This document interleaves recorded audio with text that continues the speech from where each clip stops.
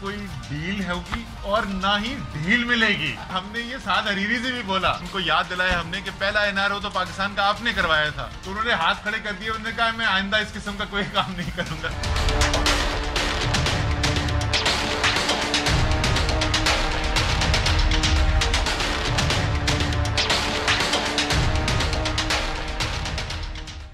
Welcome to News Wise. میں ہوں عارفہ نور.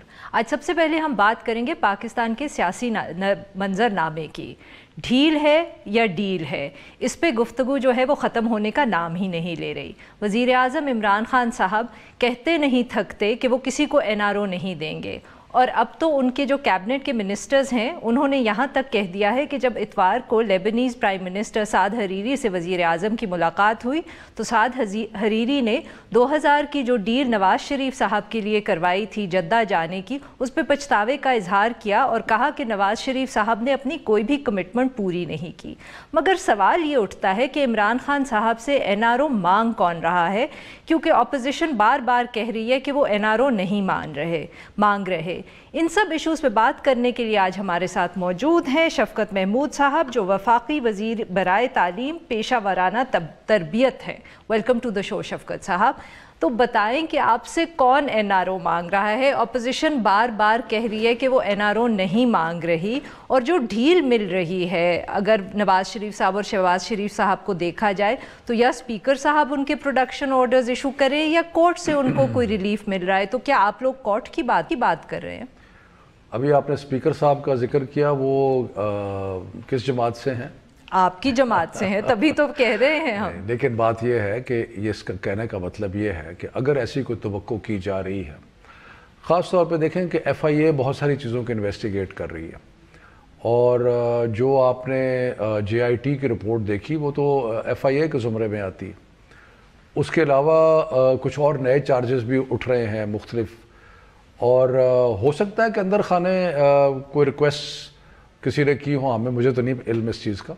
اندر خانے وہ ریکویسٹ وزیر اعظم صاحب سے کی ہوں گی یا کہیں؟ مجھے نہیں پتا, ایکچولی مجھے نہیں پتا کہ کس سے کی ہیں, لیکن ہو سکتا ہے کہ کوئی کسی نے سجیسٹ کیا ہو کہ جی یہ جو قید ہے اس کو آسان بنا دیا جائے وغیرہ. مطلب مجھے ان تفصیلات کا حقیقت ہے کوئی علم نہیں ہے, لیکن یہ میں ضرور کہوں گا کہ اگر کسی کا یہ خیال ہے کہ ہمیں کسی قسم کی کوئی چھوٹ مل جائے گی, کسی قسم کا اپیسمنٹ ہوگی, کسی قسم کا ایسا طریقہ ہوگا کہ جس سے ہم کو ڈیل کرنے کی کوشش کریں کہ بھی کچھ لو کچھ دو. کئی لوگوں نے سجیسٹ کیا کہ جب آپ نے چیئرمین بنایا شہباز شریف کو PSC کا, تو آپ کو چاہیے تھا کہ آپ شرائط لکھتے وہاں پہ. تو مگر آپ کی حکومت کے تو ممبران کہتے ہیں کہ یہ وہ کمٹمنٹ ہوئی تھی کہ the opposition will behave itself in the parliament, اور کیونکہ وہ بہیو نہیں کرے اس لیے اب ہم PSC کی چیئرمین بھی واپس لے لیں گے, تو وہاں تو ڈیفینیٹلی کوئی پرو کو کی بات ہوئی تھی. بہیو کی بات نہیں ہے. جس طرح شہباز شریف صاحب نے مس یوز کیا ہے اپنی چیئرمین شپ PSC کی, جس طریقے سے انہوں نے جو نیب کے ملزم ہیں اور نیب ان کو انویسٹیگیٹ کر رہی ہے, اور انہوں نے پہلی ہی میٹنگ میں نیب کو طلب کیا اور کہا کہ نیب آ کے ہمیں بتائے کہ کیا ہوگا. مجھے آپ یہ بتائیں کہ کوئی جمہوریت کوئی ایسی ہے جس میں ایسے ہوتا ہے کہ جو ملزم ہے, وہ جو الزام لگانے والے ہیں یا انویسٹیگیٹ کرنے والے ہیں, انہیں کو طلب کر لے. اور اس کے علاوہ یہ جو باقی ان کے ساتھی ہیں جناب کے جی سعد رفیق کو بھی ہم بلا لیں گے, وہ بھی آ کے نیب کو طلب کرے گا. مطلب یہ کوئی طریقہ نیب کو یا PSC کو ایک ڈھال کے طور پہ استعمال کرنا, جمہوریت کو اپنے جو جرائم ہیں ان کو چھپانے کے لیے استعمال کرنا, تو یہ نامناسب بات ہے. بٹ شفقت صاحب, کیا PTI کی حکومت نے یہ فیصلہ کر لیا ہے کہ شہباز شریف صاحب کو ہٹایا جائے گا ووٹ کے ذریعے PSC کی چیئرمین شپ سے؟ نہیں, ایسا کوئی فیصلہ نہیں ہوا, لیکن ہمیں تشویش ضرور ہے, اور بہت زیادہ تشویش ہے اس بات پہ کہ یہ جو ادارے بنے تھے ایک خاص مقصد کے لیے, ان اداروں کو اس مقصد سے ہٹ کے استعمال کیا جا رہا ہے. اور اس کے علاوہ میں آپ کو پارلیمنٹ کا بھی بتاؤں کہ ایک بزنس ایڈوائزری کمیٹی ہوتی ہے جو پارلیمنٹ کے سیشن شروع ہونے سے پہلے ملتی ہے, اور اس میں آپ فیصلہ کرتے ہیں کہ بھئی ہاؤس کی کارروائی جو ہے وہ کیسے چلے گی. تو انہوں نے بارہا فیصلہ کرنے کے بعد وہ جو بھی شرائط تھی ان کی نفی کی, ان کو توڑا, اور استعمال کیا پارلیمنٹ کے فلور کو. مگر اس کے باوجود کہ آپ کہہ رہے ہیں کہ انہوں نے نفی کی جو بھی کمٹمنٹس کی تھی پی اے سی کو وہ مس یوز کر رہے ہیں، مگر اب آپ ہی کی حکومت پنجاب کے اندر حمزہ شہباز شریف کو پی اے سی کا چیئرمین بنا رہی ہے. یہ کچھ سمجھ نہیں آتا ہے کہ آپ کدھر سٹینڈ لے رہے ہیں. دیکھیں بات یہ ہے کہ مجھے اس کا پوری طرح ادراک نہیں ہے کہ وہ بنا رہے ہیں یا نہیں بنا رہے، خبریں کل سے چل رہی ہیں. لیکن ہم نے تو جو بھی کام کرتے ہیں ایک نیک نیتی سے کرتے ہیں.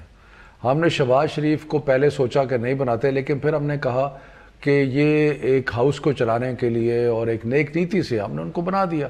انہوں نے اس کو مس یوز کیا. شہباز شریف صاحب لیڈر آف دی اپوزیشن ہیں، وہ بارہا اپنے اس منصب کو مس یوز کر چکے ہیں. مثال کے طور پہ جب اسد عمر صاحب بجٹ پیش کر رہے تھے منی بجٹ، تو یہ طے ہو گیا تھا کہ آج صرف کیونکہ بجٹ کا ایک ٹائپ کی ڈاکیومنٹ پیش کی جا رہی ہے تو آج جو ہے اور کوئی تقریر نہیں کرے گا. اس پہ بھی انہوں نے تقریر کی. لیکن یہ تو ہے نا کہ ڈیٹیلز کی بات ہے. مین چیز یہ ہے کہ جمہوریت، پارلیمنٹ، پی اے سی، ان اداروں کو اپنے جرائم چھپانے کے لیے اور اپنے ان اداروں کو ڈھال کے طور پہ استعمال کرنا نہیں چاہیے. اگر یہ کریں گے تو اس سے یقیناً ہمیں تشویش ہوگی. مگر اگر ان کو ریلیف ملتا ہے کورٹ سے، جیسے کہ نواز شریف صاحب کو ایک کیس میں بیل مل چکی ہے، دوسرے کیس میں ان کی اپیلز پینڈنگ ہے، مریم نواز صاحبہ کو بھی بیل مل چکی ہے، حمزہ شہباز شریف کو باہر جانے کی اجازت بھی کورٹ سے ملی، تو اگر ان کو اور ریلیف کورٹ سے ملے گا تو پی ٹی آئی کا کیا ریاکشن ہوگا؟ کیا آپ اس کو کہیں گے کہ یہ ڈھیل ہے، جیسے کہ جو شیخ رشید صاحب ہیں جو آپ کے اتحادی ہیں وہ تو کہتے رہتے ہیں؟ نہیں، ہم تو نہیں کہیں گے، کیونکہ ہمیں عدالت کا جو بھی فیصلہ ہے وہ ہمیں منظور ہے اور ہم اس کو سارا آنکھوں پر رکھتے ہیں. لیکن اگر کوئی ایسے فیصلے آتے ہیں جو ہمارے دانش کے مطابق قانون کی جو روح ہے اس سے ہٹ کے ہیں تو ہم ضرور افسوس کا اظہار کریں گے. لیکن اس سے زیادہ میرا خیال ہے کہ کچھ کہنا جو ہے وہ ہم نہ کہیں گے اور نہ ہی مناسب ہوگا. افسوس کا اظہار جیسے آپ ابھی کرتے رہتے ہیں کہ یہ این آر او کی ڈیل نہیں ہوگی اور اس طرح کی باتیں. افسوس کا اظہار کا مطلب یہ ہے کہ آپ ایک فیئر کامنٹ ججمنٹ پہ کر سکتے ہیں، اور جو فیئر کامنٹ آپ ججمنٹ میں کر سکتے ہیں اس میں اگر کوئی ایسی چیز ہوتی ہے جو ہماری دانست میں قانون اور قاعدے کے خلاف ہے تو ہم ضرور افسوس کا اظہار کریں گے. لیکن اس سے زیادہ عدالت کے فیصلے کو اس سے زیادہ ہم کیا کر سکتے ہیں؟ شفقت صاحب، بہت پریشر کہا جا رہا ہے کہ آپ کی حکومت کے اوپر آ رہا ہے ان ٹرمز آف ڈیلیوری. ایک اکنامک کرائسس سینٹر کے اندر ہے، گیس کا کرائسس الگ چل رہا ہے، پنجاب کے اوپر چیف منسٹر کے اوپر بہت تنقید ہو رہی ہے. تو کچھ لوگوں کا یہ کہنا ہے کہ یہ این آر او کی باتیں اور اپوزیشن کی کرپشن کی باتیں صرف ڈائیورٹ کرنے کے لیے اٹینشن حکومت استعمال کر رہی ہے. مطلب یہ ہے کہ کیا یہ اچھا، بہرحال میرا خیال ہے کہ ایسی کوئی بات نہیں ہے.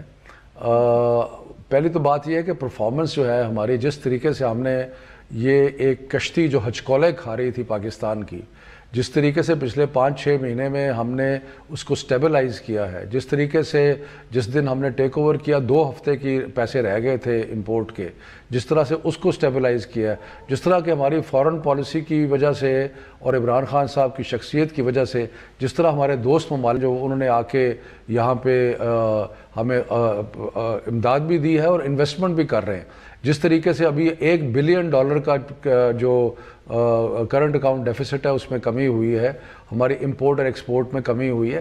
یہ ساری چیزیں آپ دیکھیں گے کہ پاکستان ایک ترقی کی طرف گامزن ہے اور ابھی اور بہت سارے ریفارمز پائپ لائن میں ہیں. میں تو یہ کہتا ہوں کہ اگر انشاءاللہ تعالی جو ہمیں ملیں گے 5 سال، اس کے بعد یہ پاکستان ایک تبدیل ہو چکا ہوگا. اور میں آپ کو یقین سے کہتا ہوں کہ ان کو فکر ہی یہ ہے کہ ان کی سیاست ختم ہو جائے گی، کیونکہ یہ جو ان کی پارٹیز کے لیڈرز تھے ان کی سیاست کا دار و مدار لوٹ مار پہ تھا. مگر جو آپ کا چیف منسٹر ہیں پنجاب کے، ان کے اوپر بھی بہت تنقید. میرا خیال ہے کہ پنجاب کے چیف منسٹر کے اوپر تنقید جو بے جا ہے، بالکل اس کے اوپر کوئی، بہت ہی اچھے آدمی ہیں اور بڑی محنت کر رہے ہیں، اور میرا خیال ہے کہ عنقریب آپ کو اس کا ثمر بھی جو ہے مختلف اقدامات کیے جا رہے ہیں وہ آپ کو نظر آئے گا.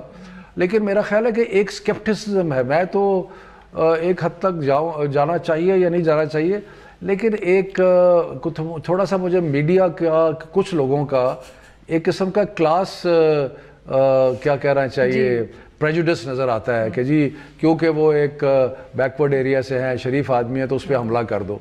ये तो कोई ऐसी, मैं तो इसको एक कोई अच्छी चीज़ नहीं समझता। सिर्फ मीडिया बायस है। जी बहुत बहुत शुक्रिया शफकत साहब, आपने हमसे बात की। नाजरीन, now will take a short break, और जब हम ब्रेक से वापस आएंगे तो हम बात करेंगे जो सऊदी इन्वेस्टमेंट पाकिस्तान आ रही है अगले कुछ दिनों में। Stay with us.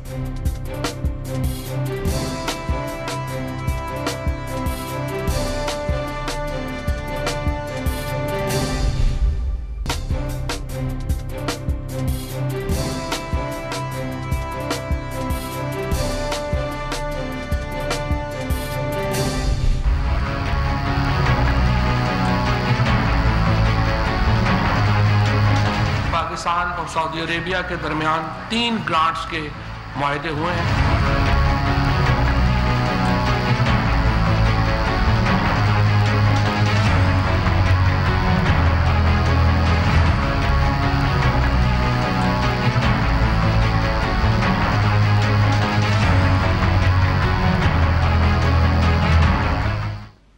Welcome back. और अब हम जिक्र करेंगे सऊदी सरमायाकारी का। 16 फरवरी से सऊदी वली अहद जो हैं वो पाकिस्तान का दौरा कर रहे हैं, और कहा जा रहा है कि इस दौरे के दौरान मजमूई तौर पे $20 मिलियन के ट्रेड और कॉमर्स के हवाले से MOUs जो हैं वो साइन किए जाएंगे पाकिस्तान के साथ। इनमें सबसे बड़ा जो प्रोजेक्ट है वो 8 से 10 अरब डॉलर की जो गवादर ऑयल रिफाइनरी है जो लगाई जाएगी, जो एक बहुत कॉन्क्रीट प्रोजेक्ट है। एक ऐसे वक्त में जब पाकिस्तान के सामने एक बहुत सीरियस फाइनेंशियल क्राइसिस है और रिफॉर्म्स की बात हो रही है, और हुकूमत जो है वो IMF से बेल आउट पैकेज नेगोशिएट कर रही है, ये सऊदी इन्वेस्टमेंट के हवाले से जो बात हो रही है ये हमारे लिए कितनी अहम होगी, और ये जो दौरा है वली अहद का ये पाकिस्तान के लिए कितना मौसर साबित हो सकता है। इस इशू पे बात करने के लिए हमारे पास मौजूद हैं डॉक्टर शुमाइल दाऊद, जो फॉर्मर प्रेसिडेंट है रावलपिंडी चेंबर ऑफ कॉमर्स के और प्राइम इंस्टीट्यूट में प्रेसिडेंट हैं। Welcome to the show doctor साहब। तो सर हमें बताएं कि ये जो बात हो रही है सऊदी इन्वेस्टमेंट की, और कहा जा रहा है कि बहुत से MOUs साइन होंगे जब क्राउन प्रिंस आएंगे, तो ये कितने अहम हैं पाकिस्तान के लिए, और इससे क्या फ़र्क पड़ेगा हमारी इकॉनमी पे शॉर्ट टर्म के अंदर? बहुत शुक्रिया। सबसे पहले तो इसकी एक कह लें कि एक ख़ास अहमियत है, और वो यही है कि हालिया सऊदी अरेबिया ने एक वो वाहिद एक या दो मुल्क शामिल थे जिन्होंने हमें सपोर्ट किया इन द क्रंच, और सो उस हवाले से उनके एक स्टेट विज़िट और उनके क्राउन प्रिंस का पाकिस्तान में आना एक बहुत खुश आइंद है। इसको हम कहें कि एक पॉजिटिव सेंटिमेंट है इन्वेस्टर्स के लिए, हमारी मार्केट्स के लिए, और बैरून मुल्क एक बड़ा स्ट्रॉन्ग मैसेज जाता है। So it's a positive sentiment specially in this crunch time जिसमें हमें लिक्विडिटी का क्रंच है। ये तो आप सिंबॉलिकली बात हाँ, कर तो रहे हैं। सिंबॉलिकली, लेकिन उस सिंबॉलिक का मैं उस हवाले से देख रहा हूँ कि हमारी स्टॉक मार्केट है, और ये तमाम सेंटिमेंट्स जो हैं या परसेप्टिव जो वैल्यू होती है, ये इन्वेस्टर को डेफिनेटली एक कह लें कि प्रमोट करती है कि वो उसका सेंटिमेंट जो है उसके ऊपर वो राइट करता है, देन फर्दर इन्वेस्टर्स और बिजनेसमैन जो हैं वो कॉन्फिडेंस उनका बिल्ड लेकिन होगा। जो जिस तरह आपने अपने इंट्रो में जिक्र किया कि जो सबसे अहम इसका जो है वो यही है कि इसके अंदर वली अहद जो हैं अपने साथ एक बहुत बड़ा ऑनट्राज लेके आ रहे हैं। उसमें अरामको के भी रिप्रेजेंटेटिव्स हैं, CEOs हैं, टॉप इन्वेस्टर्स हैं जो इस खित्ते को, पाकिस्तान को ख़ास तौर पे इस निगाह से देख रहे हैं। जिस तरह आपने जिक्र किया कि जो ऑयल रिफाइनरी है एक बहुत बड़ा प्रोजेक्ट है, उसके हवाले से पहले भी डिस्कशंस होती रही और बहुत सीरियसली जो है उसको देखा जा रहा है और गवादर में तो ये एक बहुत बड़ा। सर यहाँ मैं अगर आपको टोक के कह सकूँ कि जब बात तो बहुत ज़्यादा अभी हो रही है MOUs और $20, बट इसमें मेरे ख्याल में गलत तो ना होगा कहना कि जो सॉलिड इन्वेस्टमेंट है इस वक्त वो सिर्फ ये ऑयल रिफाइनरी है कि इन द सेंस के वो इस पे कमिट कर चुके हैं। अगर 10 से 12 बिलियन का एक अंदाज़ा है अभी, क्योंकि वो कमिटमेंट्स अभी फाइनल नहीं है, सामने नहीं आई, जो अंदाज़ा है 10 से 12 बिलियन डॉलर्स का, उसमें सबसे अहम जो है वो ऑयल रिफाइनरी की इन्वेस्टमेंट है। इसमें कोई शक नहीं कि ये ऑयल रिफाइनरी एकदम नहीं लग जाएगी। अभी ये जो मुआहदों पे दस्तखत होंगे उसके बाद फिर उसकी यानी कि उसके जो मराहिल हैं उनमें से हम गुजरेंगे, जिसके अंदर फीजिबिलिटी होगी, उसमें चंद माह लगेंगे, 18 महीने तक एक्सपेक्टेड है, और उसके बाद फिर उस रिफाइनरी का जो है कह लें उससे अगला स्टेप होगा कि जिसके अंदर वो इम्प्लीमेंटेशन होगी और वो फिर 5 से 10 बिलियन डॉलर्स जो हैं वो जिसे कहते हैं आउटले होगा, और उसके बाद डेफिनेटली यानी कि पूरी इकॉनमी का फ़ायदा होगा। इसके साथ साथ جس طرح ابھی ہم ذکر کر رہے تھے ڈسکشن میں کہ جو باقی جو لوگ آ رہے ہیں وہ مختلف پروجیکٹس میں دیکھنا چاہتے ہیں جس میں انرجی کے علاوہ جو آپ کے انڈیپینڈنٹ پاور پلانٹس ہیں, سولر پاور پلانٹ ہیں بہاولپور کا, یا منرلز ہیں, اس قسم کے 3-4 جو مختلف سیکٹرز ہیں ان کی طرف ان کا انٹرسٹ ہے. تو سر اس میں بات خبریں کچھ اس طرح کی بھی آ رہی ہیں جو کہ کچھ ہمارے جو رننگ اس وقت LNG پلانٹس ہیں, شاید حکومت انٹرسٹڈ ہے کہ سعودی گورنمنٹ یا ان کی جو بھی کمپنیز ہیں وہ ان کو خرید لیں یا کوئی اس کے اندر انویسٹمنٹ کریں. How does that help Pakistan? Definitely اس وقت جو سب سے بڑا جس طرح بھی ذکر تھا کہ لیکویڈیٹی کرنچ ہے, ہماری جو ڈیفیسٹس ہیں ان کی وجہ سے, اور فارن کرنسی کا, تو کوئی بھی کسی بھی مد میں فارن ڈائریکٹ انویسٹمنٹ پاکستان میں اگر انفلو ہوتی ہے تو اس سے پوری اکانومی جو ہے اس کے لیے ایک خوشخبری ہوگی. سو ڈیفینیٹلی اگر جو وہ ڈیسیجن میکرز ہیں, وہ CEOs ہیں, اگر وہ ہمارے ان پروجیکٹس کو دیکھتے ہیں اس نگاہ سے کہ اس میں ان کے لیے ریٹرن آن انویسٹمنٹ بھی اچھا ہے اور ایک سک انویسٹمنٹ ہے, اور اگر وہ انویسٹمنٹ وہ ایکوٹی کی مد میں وہ انویسٹ کرتے ہیں, وہ پاکستان میں انویسٹمنٹ آتی ہے تو hماری فارن ڈائریکٹ انویسٹمنٹ جمپ کرتی ہے, اور اگین وہ ایک پازیٹیو سینٹیمنٹ پوری مارکیٹ جو ہے اس سے فردر انویسٹمنٹ آنے کا امکان ہے. تو یہ جو آئل ریفائنری ہے جو وہ لگا رہے ہیں سعودی, اس کے بارے میں کیا کہا جا رہا ہے کہ اس کے اندر basically is it for export purposes, کہ we are looking at the Saudis are looking at the regional market, کہ وہ یہاں آئل ریفائن ہوگا اور وہ ریجن یا خطے کے اندر ایکسپورٹ کیا جائے گا. تو سوائے اس کے کہ ہمارے ہاں ایک انویسٹمنٹ ہے اور اس کے ساتھ امپلائمنٹ ہوگی, اور کیا ہمیں فائدہ ہوگا؟ ڈیفینیٹلی جو جس سطح کی ڈسکشنز ہوئی ہیں کہ جس سطح کی آئل ریفائنری لگانے کا ایک پلان ہے, اس کی ڈاؤن اسٹریم یعنی کہ اس کے جو بائی پروڈکٹس ہیں ان کا شاید ابھی ہمارے ملک میں شاید اتنی زیادہ کھپت نہیں ہو سکتی, کیپیسٹی نہیں ہے. تو اس میں کوئی شک نہیں کہ زیادہ اس میں ان دا شارٹ ٹرم ایکسپورٹ کا ہی پوٹینشیل ہے, لیکن ان دا لانگ ٹرم اس کا جو کہہ لیں کہ جو انڈائریکٹ امپیکٹ ہماری اکانومی پہ آ سکتا ہے کہ ڈاؤن اسٹریم اس سے نئے پروڈکٹس جو ہیں وہ ڈیولپ ہوں یا نئے لوگ انویسٹمنٹ لے کے آئیں, کیونکہ وہ ایک ریفائنری اچھی کوالٹی کی انٹرنیشنل لیول کی جب یہاں پہ وہ پروڈیوس کر رہی ہو تو اس کے پیٹرو کیمیکلز اور مختلف جو اس کے جو ڈاؤن اسٹریم پروڈکٹس ہیں, بائی پروڈکٹس ہیں, ان کی انویسٹمنٹ فردر آ سکتی ہے. جی بہت بہت شکریہ ڈاکٹر صاحب. ناظرین, now we'll take a short break, اور جب ہم بریک سے واپس آئیں گے تو ہم بات کریں گے کم عمر قیدیوں کی اور جو ان کو سزائے موت دی جا رہی ہے پاکستان میں قانون کے خلاف. Stay with us.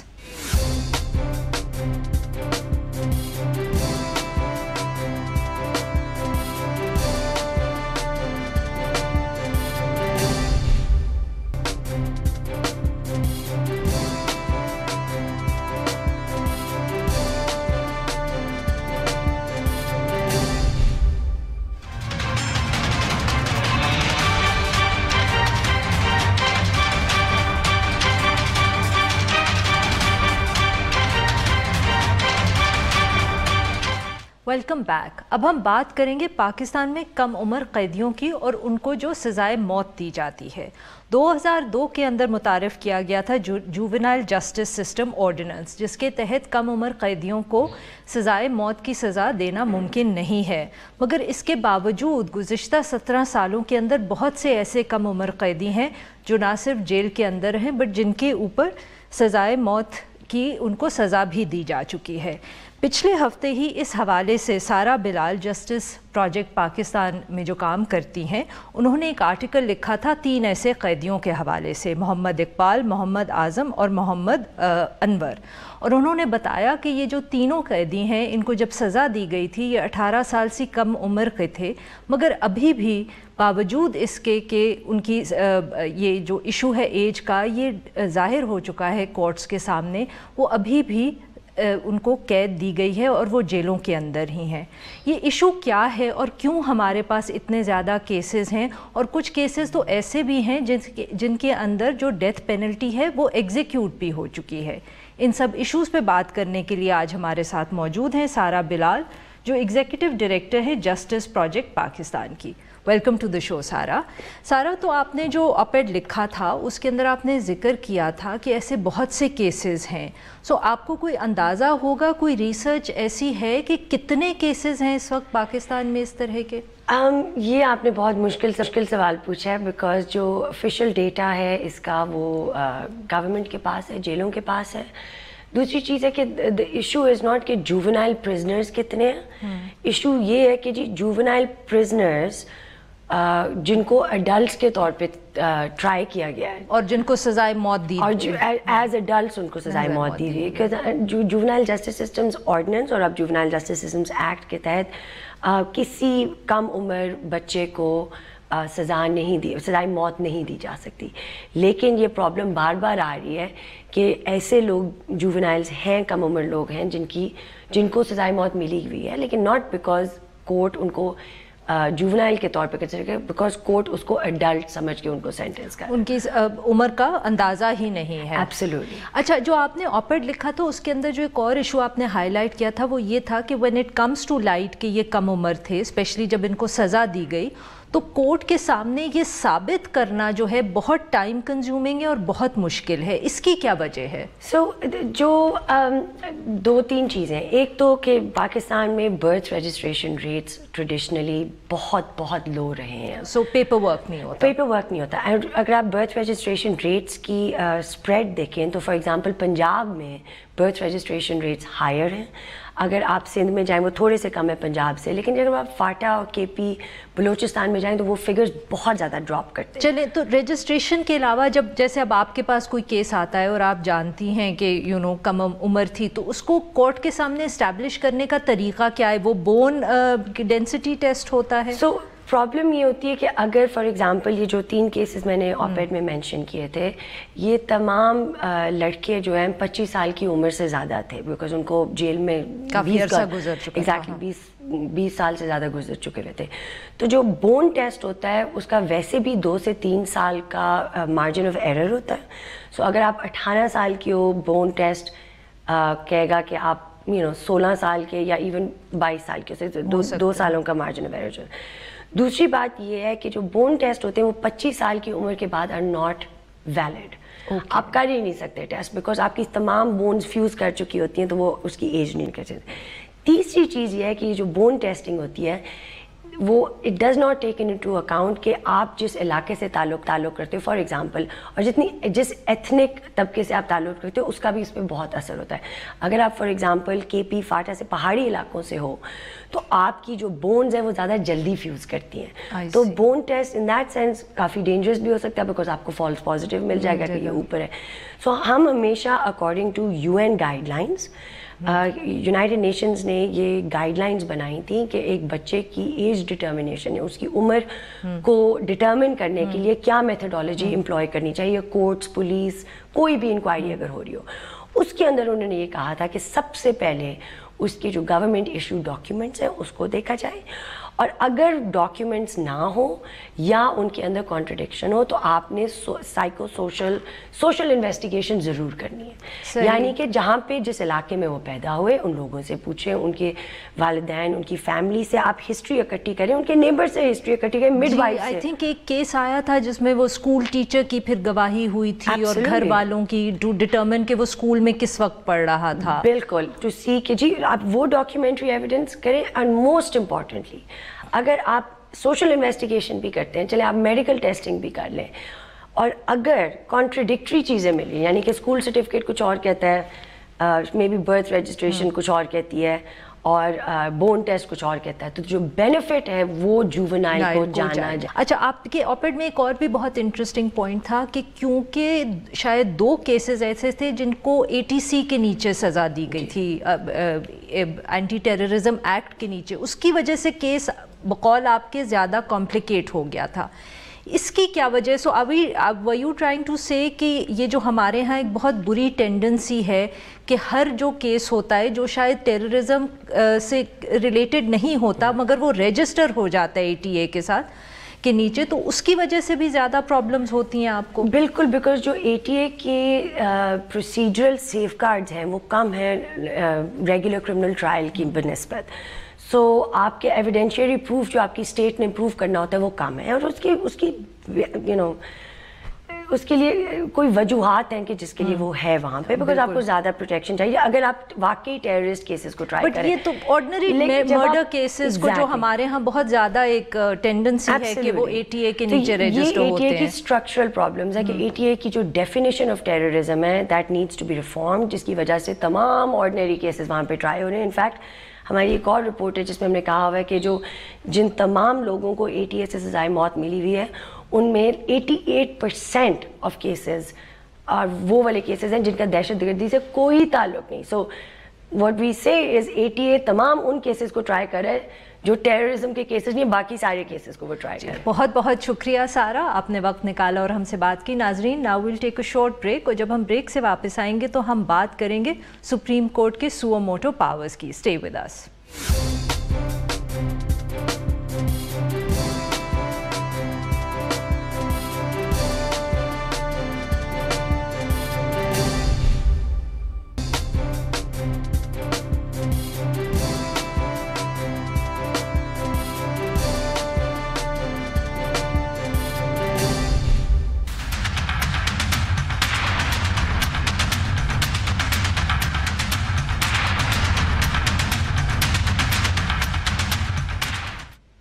Welcome back. اور اب ہم ذکر کریں گے کانسٹیٹیوشنل آرٹیکل 184(3) کا, جس کے تحت سپریم کورٹ سو موٹو نوٹسز لیتی ہے. ثاقب نثار صاحب کے بعد جب چیف جسٹس آصف سعید کھوسہ نے اوتھ لیا تو اس سے پہلے جو انہوں نے اسپیچ کی انہوں نے ذکر کیا کہ ایز چیف جسٹس ان کے ایجنڈے میں شامل ہوگا کہ کسی نہ کسی طرح جو پیرامیٹرز ہیں وہ ڈیفائن کیے جائیں یا رولز اور ریگولیشن سیٹ کیے جائیں کہ 184(3) جو ہے وہ کس کیسز میں استعمال کیا جا سکتا ہے. اور ساتھ میں انہوں نے یہ بھی کہا کہ اس کے تحت جو کیسز ڈیسائیڈ ہوتے ہیں ان کے لیے جو ریویو یا اپیل کا پروسیس ہے اس کو بھی دیکھنے کی ضرورت ہے. مگر آج اخبار میں خبر آئی ہے کہ ایک فل کورٹ میٹنگ ہوئی اس حوالے سے, مگر ججز جو تھے وہ کوئی خاص اگری نہ کر سکے کہ اس لاء کے حوالے سے کیا تبدیلیاں کرنی چاہیے, اور انہوں نے یہی فیصلہ کیا کہ اس پاور کا استعمال کانسٹیٹیوشن کے حوالے سے ہوگا. ان ادر ورڈز لگتا یہ ہے کہ ججز نے اگری نہیں کیا کہ جو یہ 184(3) کے تحت پاورز ہیں ان کے اوپر کسی قسم کی بھی کوئی لمیٹیشنز یا پیرامیٹر سیٹ کیے جائیں. اس سے پہلے سپریم کورٹ بار ایسوسی ایشن نے سپریم کورٹ میں ترامیم کے حوالے سے ریکمنڈیشنز دی تھیں, مگر وہ جو ریکمنڈیشنز ہیں لگتا ہے وہ ڈسکس ہوئی اس میٹنگ میں, مگر کوئی حتمی فیصلہ نہیں ہو پایا. اس ایشو پہ بات کرنے کے لیے ہمارے ساتھ موجود ہیں پیر کلیم خورشید صاحب جو سابق صدر ہیں سپریم کورٹ بار ایسوسی ایشن کے. ویلکم ٹو دا شو سر. سر, آپ نے جو یہ ترامیم سجیسٹ کی تھیں اور سپریم کورٹ کے سامنے پیش کی تھیں ان کے اندر کیا سجیسٹنز تھیں؟ دیکھیے جی, سب سے پہلے تو میں آپ کو لیے چلوں گا 16 دسمبر 2017 کو, جب کہ موجودہ چیف جسٹس صاحب اور مسٹر جسٹس ثاقب نثار صاحب آؤٹ گوئنگ چیف جسٹس صاحب لاہور جو ہے آواری ہوٹل پہ تشریف لائے. وہاں پاکستان بار کونسل نے ایک سیمینار کا انعقاد کیا تھا ایکسیس ٹو جسٹس. اس میں میری سپیچ تو کافی لمبی تھی جو کو میڈیا میں نہیں آ سکی یا میڈیا نے پتہ نہیں اس کو کس وجہ سے بلیک آؤٹ کیا, لیکن وہاں پہ میں نے یہ کہا تھا کہ جناب جو ہے پبلک انٹرسٹ لیٹیگیشن جو ہے دیٹ از مسٹ, بیکاز اس ملک میں ایکسپلائٹیشن ہو رہی ہے, سیمنٹ مافیا ہے, کار مافیا ہے, ایڈوانس پیسز لے لیتے ہیں. سر بٹ آپ نے کون سی جی میں اس کا بیک گراؤنڈ بتا رہا ہوں. تو میں نے کہا کہ اس ایکسپلائٹیشن سے بچنے کے لیے پبلک انٹرسٹ لیٹیگیشن ہونی چاہیے. اس کے بعد آپ نے پیریڈ میں دیکھا پبلک انٹرسٹ لیٹیگیشن شروع ہوئی. چیف صاحب نے آؤٹ گوئنگ چیف جسٹس صاحب نے ہمیں سپریم کورٹ بار کو کہا کہ آپ کچھ ہماری ہیلپ کریں, رولز اس سلسلے میں بنائیں. ہم نے رولز فارمولیٹ کر کے سبمٹ کر دیے چیف جسٹس صاحب کو, جو کہ شاید کل والی میٹنگ میں ڈسکس ہوئے ہیں. اس میں جو مین آئیڈیا یہ تھا کہ جہاں بھی exploitation who, article 3 says when there is exploitation تو state shall eliminate exploitation, but if state has failed or responsible or instrumental in exploitation then only judiciary can come to the rescue of the public at large. اس میں ہم نے نہ صرف کہ exercise of powers کے لیے جو parameters اور ان کو سپریم کورٹ کی ججمنٹ کے پیش نظر ان کو انکارپوریٹ کیا ان رولز میں کہ یہ رول سپریم کورٹ نے رول بنائے ہوئے ہیں، یہ پرنسپل سیٹل کی ہوئے ہیں، ان کے مطابق امینڈمنٹ کر کے رولز بنا دیں کہ تاکہ کسی قسم کی ڈیویشن فیوچر میں نہ ہو۔ اس کے علاوہ ہم نے کچھ ریکمنڈیشن میں یہ کہا تھا کہ جوڈیشل ریسٹرینٹ بھی ہونا چاہیے۔ جوڈیشل ریسٹرینٹ میں ہماری سبمیشن یہ تھی کہ یہ بیسیکلی جو بیسک ریکوائرمنٹ ہے 184(3) کے ایک پبلک جو ہے وہ انٹرسٹ کا ہو معاملہ، دوسرا فنڈامنٹل رائٹ ہو، تو اس میں پاورز ایکسرسائز ہوتی ہیں۔ ہم نے کہا کہ دیکھیں جب آپ پاور 184(3) کے تحت ایکسرسائز کریں تو دوسرے جو فنڈامنٹل رائٹس ہیں وہ فرسٹریٹ نہیں ہونے چاہیے۔ تو سر آپ کا کیا خیال تھا کہ یہ جو آپ کی سجیسچنز ہیں یا ریکمنڈیشنز تھیں اگر یہ اڈاپٹ کر لی جائیں تو جو بہت سی تنقید ہوتی ہے سپریم کورٹ کے حوالے سے کہ جیسے سیاستدانوں کی ڈسکوالیفیکیشن کے پیچھے بہت سے کیسز آئے ہیں جس کی وجہ سے لوگ یہ کہتے ہیں کہ جو پبلک انٹرسٹ لیٹیگیشن ہے یا 184(3) کے اندر کیسز ایکسیپٹ کیے جا رہے ہیں ان کا شکار سیاستدان بن رہے ہیں، تو آپ کا کیا خیال ہے کہ اس طرح کی جو پیرامیٹر سیٹ کرنے سے یہ جو کیسز تھے یہ سپریم کورٹ لینا بند کر دے گی؟ میں نے اس میں جو ہم نے کوسچن فارمولیٹ کیے تھے وہ یہ تھے کہ پبلک انٹرسٹ لیٹیگیشن میں سب سے پہلے جو ہے رائٹ آف اپیل پرووائڈ کیا جائے ایگریوڈ پرسن کو، کیونکہ بیسک لا ہے کہ نو ون شوڈ بی ریمیڈی لیس، اور پرسن جو وہ آدمی جس کے خلاف پاورز ایکسرسائز کی جاتی ہیں یا وہ افیکٹڈ ہوتا ہے اس کو ریمیڈی کوئی نہیں، یا اس کو ریمیڈی لیس نہیں ہونا چاہیے۔ ہم نے ایک تو رائٹ آف اپیل پرووائڈ کیا تھا، دوسری ہماری سجیشن کوئی ایسی بات نہیں تھی، ہم نے بڑی سمپل سجیشن دی کہ رائٹ آف لیولیہڈ جو ہے آرٹیکل 18 کے تحت پروٹیکٹڈ ہے۔ آپ جب پاور ایکسرسائز کریں تو اس چیز کو بھی مد نظر رکھیں کہ ادر فنڈامنٹل رائٹس جو ہیں ان کو بھی نظر انداز نہ کریں۔ مثلا ایکسیس ٹو جسٹس جو ہے وہ فنڈامنٹل رائٹ ہے، کوئی ایسی پاورز ایکسرسائز نہ کریں جس میں لوگوں کو ایکسیس ٹو جسٹس سے ڈینائل ہو۔ پھر تھرڈ بات ہمارا یہ تھا کہ آرٹیکل 10A کے تحت فیئر ٹرائل پروٹیکٹڈ ہے، تو آپ ایسی پاور ایکسرسائز کرتے ہوئے ان پانچوں چیزوں کو مد نظر رکھیں کہ ٹرائل فیئر ہو، ایگریڈ پرسن کو ہیئرنگ ملے، جو ہے ایکسیس ٹو جسٹس ڈینائی نہ ہو، رائٹ آف لیولیہڈ فرسٹریٹ نہ ہو۔ ایک اور بڑا امپورٹنٹ آسپیکٹ تھا جو ہم نے پوائنٹ آؤٹ کیا۔ جی بہت بہت شکریہ پیر کلیم خورشید صاحب، آپ سے بات کی۔ ناظرین آج کے لیے بس اتنا ہی، we'll be back tomorrow at the same time.